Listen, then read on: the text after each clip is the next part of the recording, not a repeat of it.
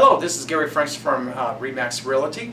Welcome back. Welcome back. Now, the last time we spoke, or the last time I sent a video out, is basically introducing you to the lender. Once you walk through the door, what to expect from the lender. Now, this time around, I'm going to give you an idea of the documents that the lender may ask from you. Okay. So the number one thing that they're going to ask is for a sales contract. Now, this sales contract is basically the contract of the house that you are purchasing. Okay? I will take care of that. I will supply them with the contract. The number two thing they're going to ask you is basically the name and the address of your of all your current lenders and the account numbers. Okay? So we're kind of talking about lenders. Oops. Okay? The lenders. Now, the third thing they're going to ask you, basically, if you're renting your house, they're going to ask for the last 2 years of all your landlords' name and addresses, okay? Now, the next thing they're going to ask every one of us, that's including renters, people that lease their property, people that own their property, they're going to ask for the addresses of every home that you lived in for the past 7 years. So, addresses to all homes for the past 7 years. Okay? Now, the fourth one they're going to ask for, they're going to ask you for the name and addresses of all the employers that you've worked for the past 2 years. Now, the thing about that is this. What they're looking for is this. They're looking for stability. Now, for example, this is a hypothetical scenario, okay? Let's assume that you're a truck driver and you've been driving for this company for a year and you decide to quit your job and go to another position. And now you are working for an insurance company or an insurance salesperson of some sort. Well, this is going to raise red flags with the lender because now they're wondering, wow, is he or she stable? Are they having problems holding on the job? Now, let's go back to the scenario. Let's say you're a driver. You're driving for this company. You've been working for a year. You decide to leave this company and go to another trucking company. You're doing the same thing. You're driving. Now, the good thing is that you stayed within the same industry, the trucking industry. You're still a driver. You most likely changed jobs because better mileage, better pay for mileage, you're home more often, or whatever the cause may be. The thing is that you're still in the same industry, and they're going to look at you as the same as the person that's been working 2, 3, 5, 10, 15 years on the same job. Okay, so we're talking about employers. Okay, that's the fourth thing. All right. The fifth thing is they will ask you for 2 years of W-2s, 2 years of tax returns. Now, keep in mind, these tax returns must be signed. Otherwise, they will not accept them. Now, let's say you're self-employed. That's a little different ballgame because they will ask for more documents if you're self-employed, but they still will ask for 2 years of tax returns. Again, they must be signed. Then they're going to ask for 2 years of year-to-date profit and loss statements, okay? So we're talking about 2 years of W-2s and tax returns.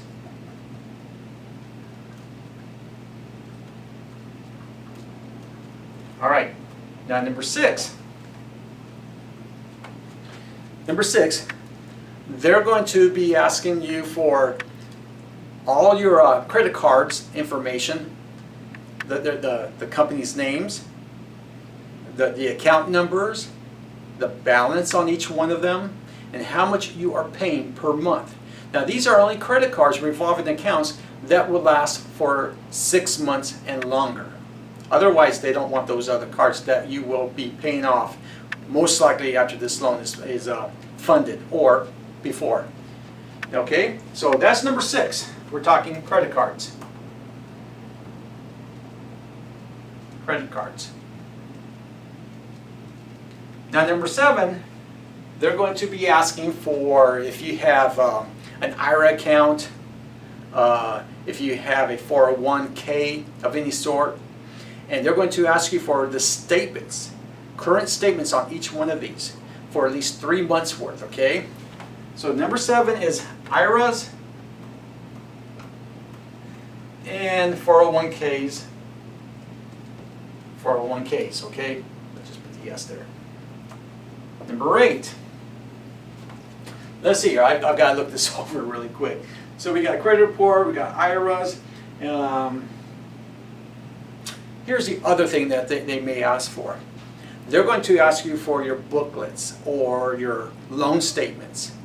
And on those loan statements, they need to have the balance of your house, okay? So that would be number 8. Loan statements.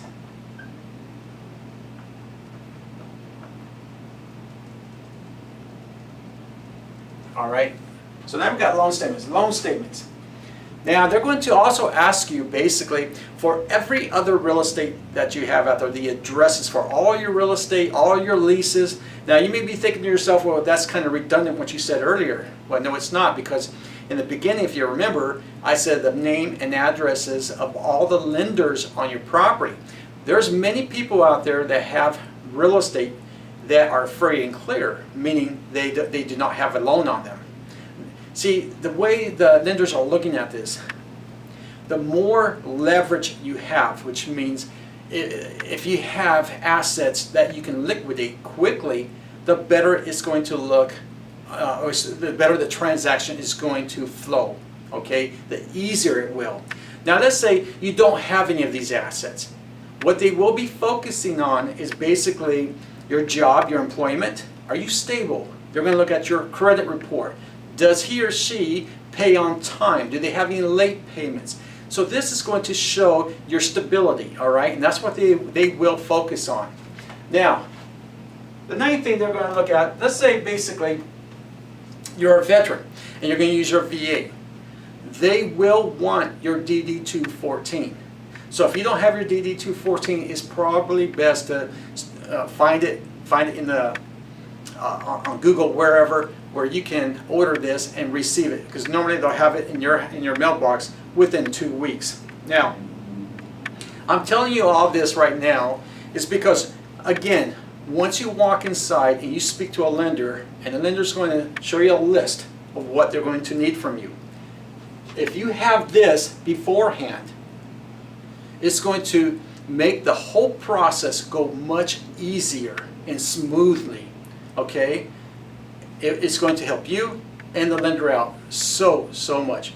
Well, anyways, this is Gary Franks. Oh, by the way, if you want to continue to receive these videos, click on your Facebook right there, on your Facebook feed where it says Learn More, and it will bring you to a page, and it will automatically place your email address in there. And what I will do, I will forward these videos to your email, okay? Because there's so much more we need to go over, and that's why I'm trying to do this step by step and trying to put out these videos very slowly, okay? Now, if you don't have an email address, I can contact you by your phone number. You can contact me by my phone number, and I can send it to your Facebook Messenger, just as easy as I could with your email address. Okay, until the next time, take care, God bless, have a wonderful day. Bye.